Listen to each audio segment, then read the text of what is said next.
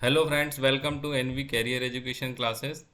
और अब हम आए हैं आपके लिए मैथ्स और रीजनिंग की नई सीरीज़। ठीक है, तो अब इसमें जो है हम आपको रीजनिंग भी पढ़ाएंगे और मैथ्स रिलेटेड जो भी प्रॉब्लम्स है जो कॉम्पिटिटिव एग्जामिनेशन के पॉइंट ऑफ व्यू से इम्पॉर्टेंट है वो भी हम आपको सब बताएंगे। तो सबसे पहले हमने टाइप 1 रखा है ट्रेन्स रिलेटेड क्वेश्चंस। ठीक है फ्रेंड्स, सबसे पहले हमारा आज का क्वेश्चन है two trains A and B of length 150 metre and 170 metre. तो ये दो ट्रेन्स है, एक ट्रेन है ए जिसकी लेंथ है 150 मीटर और दूसरी ट्रेन है बी जिसकी लेंथ है 170 metre. Are running at the speed of 40 kilometre per hour and 32 kilometre per hour. ये दोनों ट्रेन की स्पीड है, ए की 40 है और बी की 32 किलोमीटर रिस्पेक्टिवली। ठीक है, अब ये चल कैसे रही हैं? ये चल रही हैं पैरेलल ट्रैक्स में। These are running on parallel tracks. और एक इम्पॉर्टेंट चीज़ है जो आपको ध्यान रखना है, these are running in opposite direction. Okay, in what time will they cross each other. Now ये दोनों जो है ये कितने समय में एक दूसरे को क्रॉस करेंगी। यहाँ आप देख सकते हैं कि ये जो ट्रेन ए है ये 40 किलोमीटर की स्पीड से चल रही है और ये जो बी है ये 32 की स्पीड से एक दूसरे के अपोजिट चल रही है। ठीक है, तो हमें यहाँ पर सबसे पहला कंसेप्ट है कि रिलेटिव स्पीड आपको कैलकुलेट करना होगा। Relative speed of A with respect to relative speed of B, तो दोनों का क्या होगा? सम होगा, क्योंकि दोनों अपोजिट डायरेक्शन में चल रही हैं। अगर दोनों सेम डायरेक्शन में चल रही होती तो यहाँ पर हम जो ज़्यादा स्पीड है उससे लेस स्पीड को माइनस करते। ठीक है, या विथ रिस्पेक्ट टू निकालते हैं तब ए विथ रिस्पेक्ट टू बी निकालते हैं तो ए माइनस बी करेंगे, या बी विथ रिस्पेक्ट टू ए निकालेंगे तब बी माइनस ए करेंगे। ठीक है, नाउ यहाँ पे कंडीशन अलग है, since both are moving in opposite direction. यहाँ पर क्या है, दोनों अपोजिट डायरेक्शन में चल रही हैं, इसलिए यहाँ पर हमें ऐड करना है। तो ऐड करने में कोई भी दिक्कत नहीं होनी चाहिए। 40 प्लस 32 किलोमीटर जो आएगा आपका 72 किलोमीटर पर आवर। ये आपकी स्पीड आ गई है। ठीक है, लेकिन ये किलोमीटर पर आवर में है, हमें इसे कन्वर्ट करना होगा मीटर पर सेकेंड में। ठीक है, मीटर पर सेकेंड में क्यों कन्वर्ट करना होगा? इसका कारण ये कि हमारे पास डिस्टेंस जो दिया हुआ है वो है मीटर पर सेकेंड में, सॉरी मीटर में दिया हुआ है।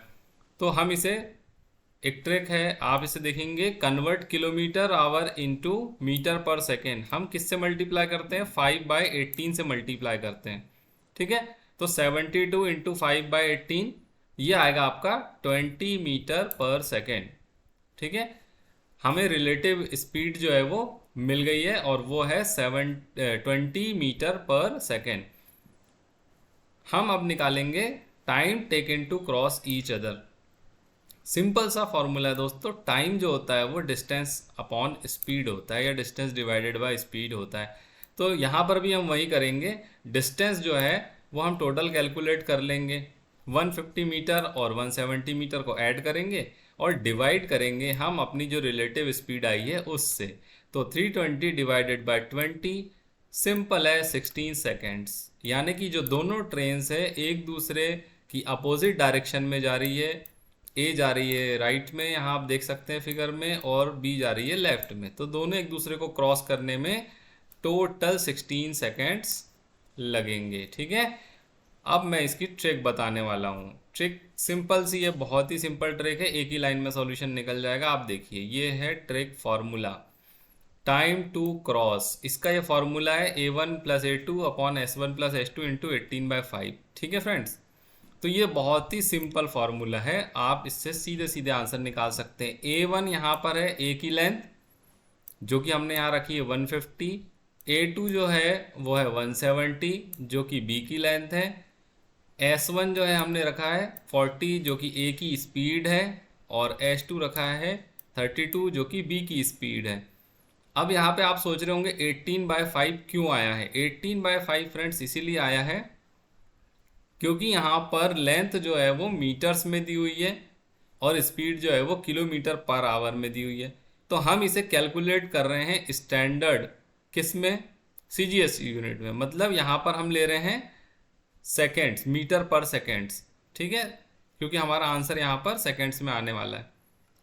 अगर हम यहाँ पर जो मीटर है यहाँ पर ये दिए होते किलोमीटर्स में, लेंथ जो होती है किलोमीटर्स में होती, तो हम यहाँ पर 18/5 का यूज़ ना करके हम सिंपल सीधे आंसर भी निकाल सकते थे, लेकिन आंसर आता हमारा आवर्स में, ठीक है।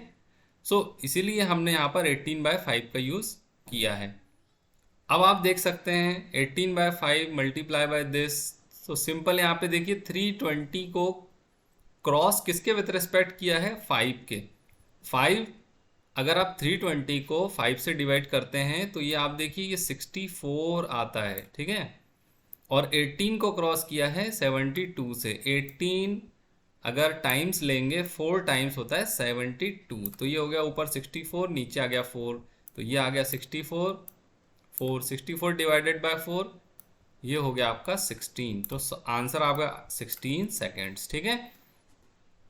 तो फ्रेंड्स आपने समझ लिया कि कितनी आसानी से आप इस कैलकुलेशन को कर सकते हैं। अगर हम अपोजिट डायरेक्शन की जगह सेम डायरेक्शन इस क्वेश्चन में चेंज कर दे तो हमारा नेक्स्ट क्वेश्चन वही है कि हम यहाँ पर ट्रेन ए और ट्रेन बी की जो लेंथ है वो सेम रख रहे हैं, 150 मीटर 170 मीटर, लेकिन यहाँ पर हमने ए की स्पीड थोड़े चेंज कर दी है, वो 50 किलोमीटर पर आवर कर दी गई है, ठीक है। अब यहाँ पे दोनों ट्रेन्स जो है वो सेम डायरेक्शन में चल रही है, मतलब ए भी उसी डायरेक्शन में जा रही है जिस डायरेक्शन में बी जा रही है, ठीक है फ्रेंड्स। तो अब दोनों ट्रेन अगर एक साथ चलना शुरू करेंगी तो ओवरटेक कौन करेगा? ऑब्वियसली 50 की स्पीड ज़्यादा है और बी की स्पीड कम है, तो ए जो है जिसकी 50 किलोमीटर पर आवर है वही ओवरटेक करेगी ट्रेन बी को।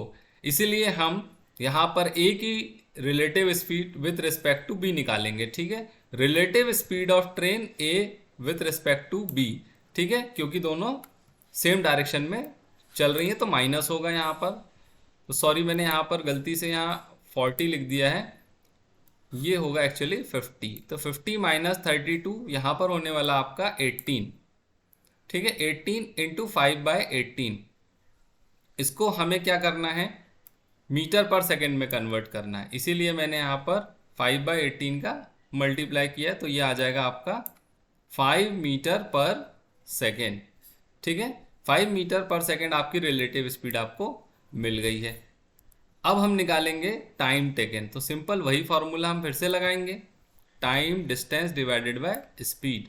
तो टाइम जो है वो डिस्टेंस कितना है आपका 150 प्लस 170 मीटर और डिवाइडेड बाय रिलेटिव स्पीड जो कि है 5, तो 320 डिवाइडेड बाय 5 आएगा आपका 64, ठीक है फ्रेंड्स। तो ये देखिए 64 सेकेंड्स लगेंगे अगर ट्रेन ए जो है वो पीछे चल रही हो और ट्रेन बी जो है वो आगे चल रही हो, ठीक है। फिर जो है ट्रेन ए इसको ओवरटेक कर लेगी, किसको, बी को ओवरटेक कर लेगी। तो बी को जब ओवरटेक करेगी तो इसको पूरी बी ट्रेन को क्रॉस करने में 64 सेकेंड्स का समय लगेगा, ठीक है फ्रेंड्स। अब हम आते हैं इसकी ट्रिक पे। इस ट्रिक में भी बहुत ही सिंपल सा फॉर्मूला है, यहाँ पर S1 माइनस S2 है, ठीक है, यहाँ पर S1 माइनस S2 है। यही फॉर्मूला हम यूज़ करेंगे, यहाँ पर सिर्फ प्लस की जगह माइनस हो जाएगा। डिस्टेंस ऊपर सीधे सीधे ऐड होना है, लेकिन नीचे जो है वो 50 माइनस 32 ये माइनस हो जाएगा, जो आएगा आपका 18, ऊपर आएगा 320, ठीक है। अब यहाँ पर हम क्रॉस करेंगे, क्रॉस कैसे करेंगे देखिए, ये 18 वंजा ये 18, ये क्रॉस हो गया। हम ये 5 को कैसे क्रॉस कर रहे हैं, इससे 320 टाइम ये 64 टाइम्स आएगा, ठीक है। 64 इंटू 5 करेंगे तो 320 आ जाएगा, तो ये सिंपल आपका आ गया 64 ये सेकेंड्स जो है वो आपको लगने वाले हैं, ठीक है। किसको लगने वाले हैं, ट्रेन ए को क्रॉस करने के लिए ट्रेन बी को, जब वो पूरी ट्रैक को क्रॉस करेगी और जब दोनों पैरेलल ट्रैक्स में चल रही होंगी और सेम डायरेक्शन में चल रही होंगी, ठीक है फ्रेंड्स। तो आई होप कि आपको ये प्रॉब्लम क्लियर हो गया होगा, और ऐसे ही और वीडियोस अगर आप चाहते हैं कि मैं बनाते रहूं और मैं आपके लिए रीजनिंग की इस सीरीज़ को और कंटिन्यू रखूं और अच्छे अच्छे वीडियोस, मेरे पास काफ़ी अच्छे अच्छे मटेरियल हैं तो मैं आपको प्रोवाइड करूंगा। तो प्लीज़ लाइक शेयर और सब्सक्राइब ज़रूर करिएगा, ताकि मेरा जो हौसला अफजाई होते रहे और आप लोगों को मैं इसी तरीके से मैथ्स और रीजनिंग के वीडियोस बनाकर प्रोवाइड करता रहूं। Thank you guys.